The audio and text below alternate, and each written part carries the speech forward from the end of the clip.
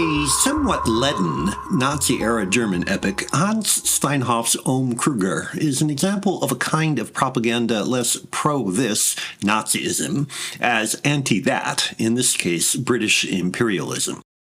Describing it in such terms clarifies both how it works and why it is literally hateful, for it achieves its emotional appeal not through any positive message, but by encouraging denial and violent self-pity. Produced on a lavish scale, this biopic about Paul Kruger, Emil Jannings, president of the South African Republic, is certainly a solid piece of filmmaking.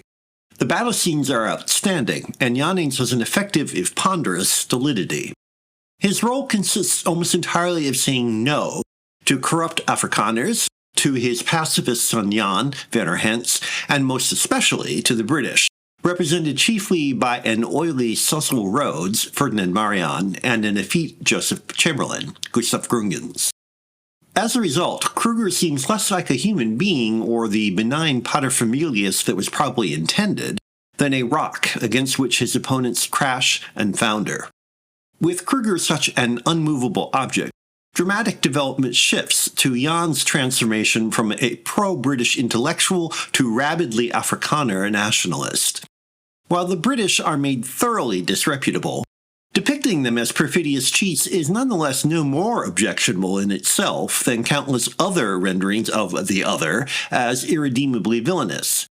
It is only when the purpose of that heated setup is clear that the caricature becomes reprehensible. For Jan's transformation culminates in an unsuccessful attempt to rescue his wife, who is imprisoned in a disease-ridden concentration camp staffed by unsympathetic brutes. Kruger virtually falls out of the story. With that shift in emphasis, it is clear that the film has not been meant as a paean to Afrikaner independence, which would at least be a positive purpose, but to prepare for the assertion that the British invented concentration camps. The propaganda message is clear. See, we're not doing anything the British haven't done, Goebbels and company can practically be heard to say.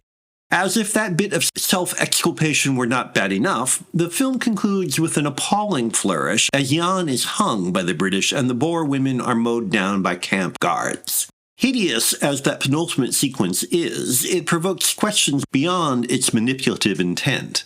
For if the camps were as evil as the film insists, why did the Nazis imitate them? Certainly not in retribution against the British, since Afrikaners, not Germans, were the victims. It also bears pointing out that nothing shown in the camps approaches the brutalities of their Nazi equivalents and the fact that German violence was perpetrated against their own people. Presumably, the filmmakers hoped sheer horror would smother any objection, so that asserting they did it first would be enough to evade the question of why such atrocities were emulated.